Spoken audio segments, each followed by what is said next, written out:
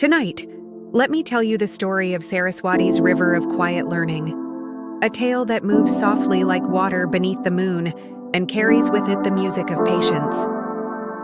Imagine for a moment a riverbank lit by silver light. The reeds sway gently. The surface of the water holds a reflection of stars, and a young student sits with a veena across the knees, plucking a slow string. Each note drifts outward like a ripple, and in the spaces between sound and silence, the listener hopes to feel the presence of a goddess. Saraswati, they say, comes not with thunder or sudden brightness, but with the hush of a flowing river, with the calm of words spoken kindly, with the clarity of a page slowly filled. Tonight we enter her realm, not by temples alone, but by following a learner who is restless yet devoted, seeking wisdom in a world that often feels hurried. The story begins with a boy who has walked from his village to the bank where the river bends wide. He has been asked to practice letters by lantern light, to learn a hymn, and to keep his mind steady, though his heart beats quickly with distraction. The night air cools his cheeks, and the murmur of water seems like a teacher more patient than any he has known. He opens his small book, the script only half familiar, and with a reed pen he draws the first strokes. The ink spreads a little unevenly. He sighs, sets down the pen, and lifts the veena instead. A low string vibrates. The sound travels over the surface of the river, mixing with the rustle of reeds. Slowly, his shoulders relax. He wonders if Saraswati herself listens, and if the current of the river is in fact her breath. In many traditions of India, Saraswati is not only the goddess of knowledge, but also of speech, music, and the river that carries all three together. Her name is sometimes explained as the flowing one, for wisdom was never meant to stand still. The ancients said that the mind is like a river too. When disturbed, it muddies, but when it moves steadily, it clears and reflects the sky. The student remembers hearing this from an elder at the temple, who told him that learning is not a conquest, but a confluence. When water gathers calmly, it nourishes. When music is played slowly, it heals. And when words are spoken with care, they remain. He plucks again, this time a gentle pattern taught by his teacher. The notes echo, and he thinks of a story told in hushed tones, that Saraswati once shaped the very sounds of language, giving each vibration a place. Some say she sits upon a lotus, holding the veena, her white garments like a page ready for writing. In this telling, her river is not fierce but guiding, leading learners from confusion to clarity. The boy feels this truth in his chest, as if the goddess herself leans near, not to scold but to steady his hand. He writes, once more, and this time the letters flow more evenly. The lantern flickers, the ink spoken with care, they remain. The river gives him company. Now and then a fish leaps softly, and ripples widen across the surface. The boy wonders if it is the goddess sending signs, reminding him that small motions make wide circles. He hears the night birds, the faint movement of the wind in trees, and he senses a classroom far larger than any room with walls. The stars above feel like students too, each holding a place in the order of heaven. In that arrangement, he finds comfort.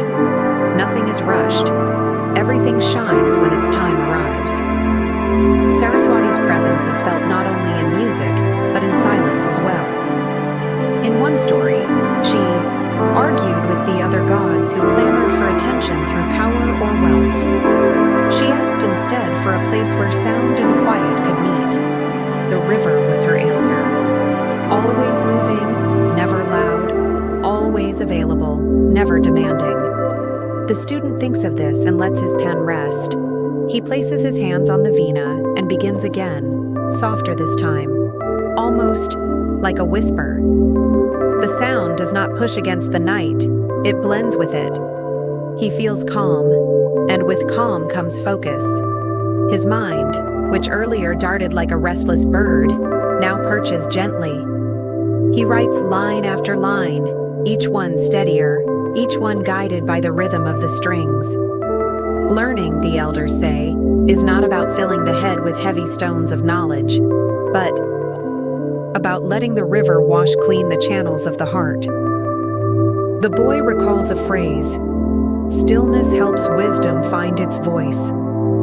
He repeats it silently as he works. Around him, the darkness is no longer intimidating but protective, as if the night itself has become a companion. He glances at the lantern, at the neat lines appearing on the page, and he smiles. The river continues to murmur. He feels at last that he is part of something older than himself, something both intimate and immense. By the time the moon climbs higher, his notebook holds more than just words. It holds patience. It holds the sound of water. It holds the gentleness of Saraswati. The boy stretches, places the veena aside, and listens once more.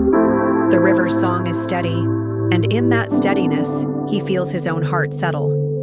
Tonight, he has not mastered everything, but he has found a rhythm, and sometimes rhythm is enough. The night deepens, yet the boy remains by the water, his lamp flickering like a small star of its own. He feels no need to hurry. Around him, the air has cooled, and a quiet mist begins to rise from the river. He places his hand lightly on the veena, not to play but simply to sense its shape, the smooth wood beneath his fingertips. The instrument seems alive, holding the echoes of all who have ever played it. He recalls another tale, one whispered in temple courtyards, that when Saraswati first appeared, she carried the veena as a gift to humankind, teaching that music could untie knots of worry.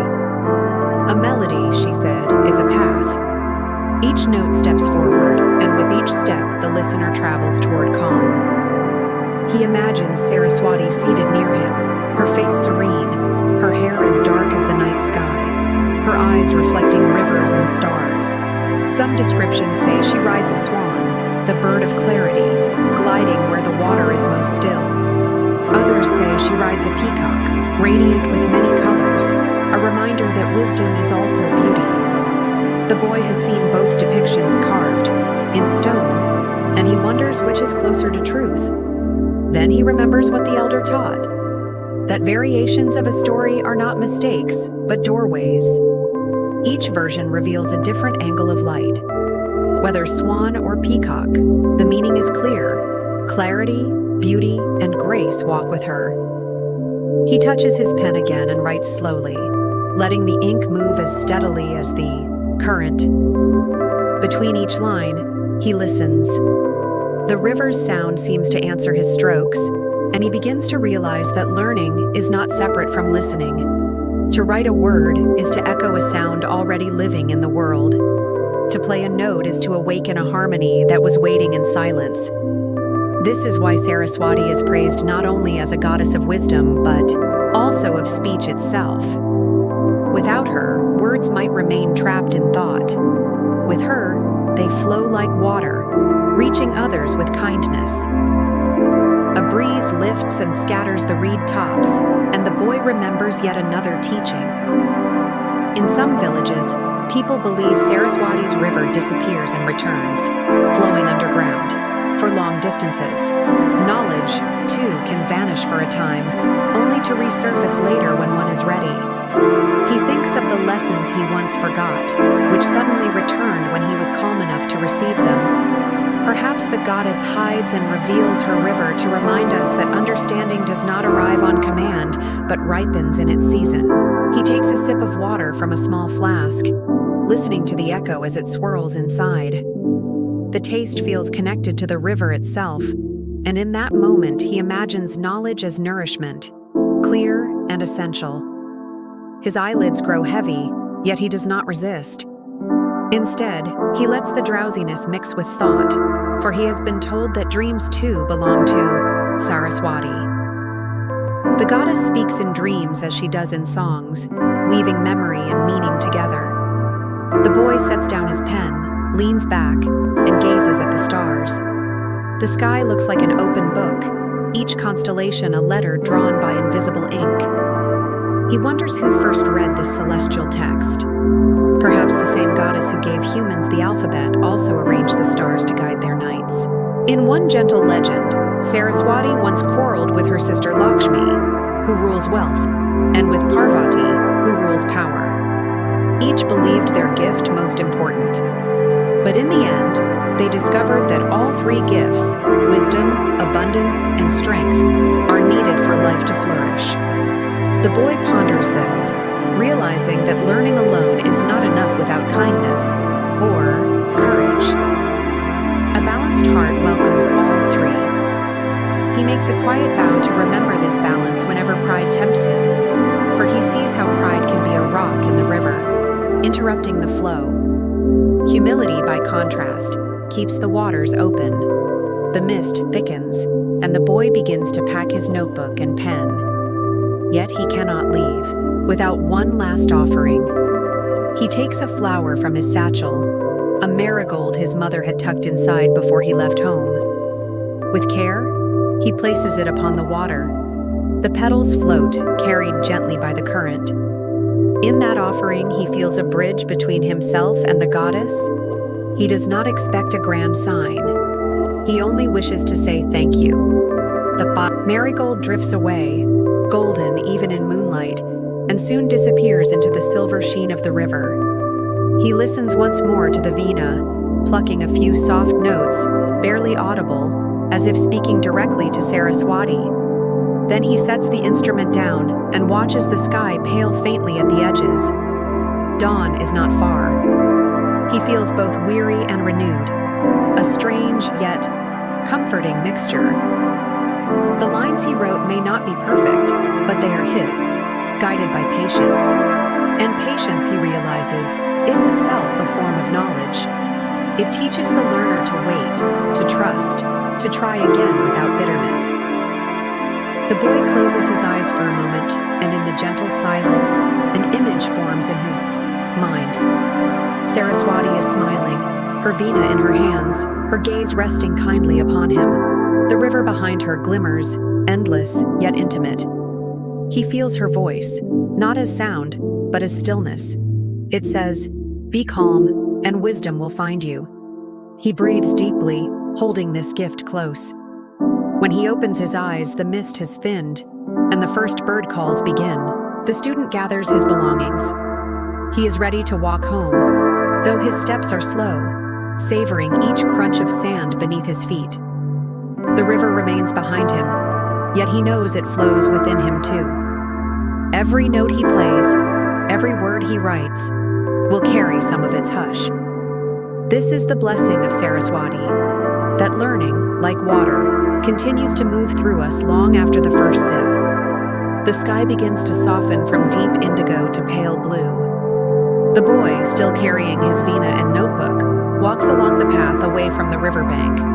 Each step feels slower, as though the world itself has agreed to move at a calmer pace. The dew on the grass glitters faintly. Behind him, the river flows on, endless in its journey, and he feels sure that Saraswati's presence lingers even when unseen. In his chest, he carries a warmth, not fiery or fierce, but gentle and steady. It is the warmth of learning that has taken root in quietness. As he nears the village, he hears familiar sounds: the creak of a cartwheel, the call of a rooster, the distant chatter of women beginning to grind grain. Life resumes, full of activity. Yet the boy notices that he does not feel overwhelmed. The noise settles upon him like soft fabric rather than sharp distraction. He realizes that the calm earned by the river has followed him, protecting his focus. Even as the world stirs, he remembers the hush of the goddess, and it steadies him. He passes an elder sitting on a stone bench, polishing a wooden flute. The elder nods in, greeting and says, "Did the river teach you tonight?" The boy smiles shyly and answers, "Yes. It taught me to listen first, and only then to write or play."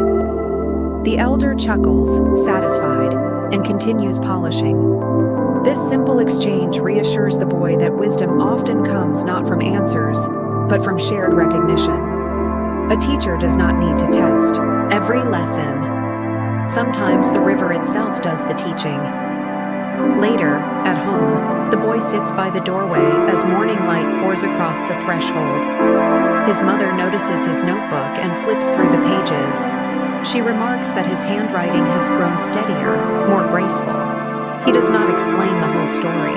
He simply says, "I had good company." She smiles, understanding without needing detail. For in many households, people know that Saraswati visits when one works with sincerity. The mother pours warm milk into a cup and sets it beside him.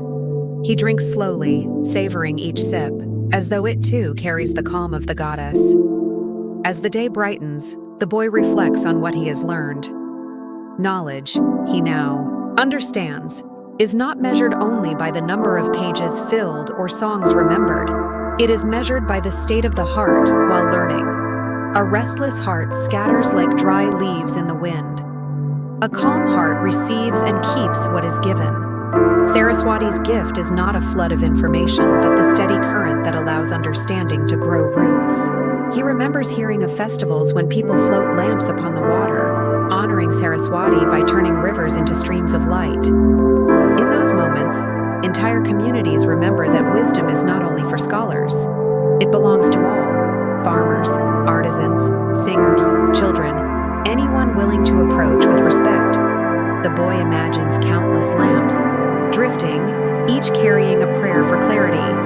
Together, they make the night shine, as if the goddess has multiplied her blessings across the water. He whispers a promise to himself. One day, when he is older, he will place his own lamp upon the river, joining the tradition of gratitude. Evening arrives again, and though the boy is weary from daily chores, he returns to his small corner with the veena. He strums lightly, not for practice alone, but for peace. Each sound recalls the river's murmur. He sees in his mind Saraswati's hands guiding the strings, patient and precise. He feels once more that learning is not a burden, but a friendship. The more gently he treats it, the more it opens. In one quiet legend, it is said that Saraswati saved the world from silence by teaching humans to sing. Without her, voices would have remained locked inside, and hearts would have had no way to share their joy or sorrow. She gave language and music not as ornaments, but as bridges between souls. The boy believes this now more deeply than ever. He senses that every word he writes and every note he plays is a chance to reach someone else, to offer comfort, to create connection. This thought makes his studies feel less lonely. He is part of a chain stretching through time, linking students, teachers, and the goddess herself. The stars appear once more, and the boy rests beneath them, this time with no urgency. He has accepted that learning will take years, maybe a lifetime. But that no longer frightens him. Instead, he feels joy at the thought of traveling so long beside the river of wisdom. He pictures himself growing older, teaching others, perhaps sitting by the same bank one night as an elder, asking another young student, "Did the river teach you?" He smiles at the idea, as if glimpsing a kind future. Sleep soon folds around him. His dreams are soft, woven of strings and flowing water. In them, Saraswati does not appear with dazzling light, but with a calm presence, guiding him across a bridge made of song. Each step on the bridge feels like a heartbeat, steady and reassuring. He wakes briefly in the middle of the night, comforted by the dream, and drifts back into slumber with ease. And so the tale ends not with triumph or applause, but with stillness. Saraswati's river teaches that quiet attention is the root of wisdom, that patience is music, and that stillness itself can speak. The boy has found what he sought, not mastery in a single night, but a companion for every night to come. Knowledge, like water, will keep flowing. He has only to listen. So tonight, as you rest, remember the gentle lesson. Stillness helps wisdom find its voice. Let the river of your own thoughts settle. Let the strings of your heart play softly, and know that you are accompanied by calm. The night holds you kindly, as Saraswati holds her students. Sleep well, and may your dreams carry melodies as soft as water under the moon. Thank you for listening to this bedtime story of Saraswati's River of Quiet Learning. If you found comfort in it, please remember to subscribe for more gentle myths and quiet tales from around the world. For now, close your eyes, breathe deeply, and drift into rest. Good night.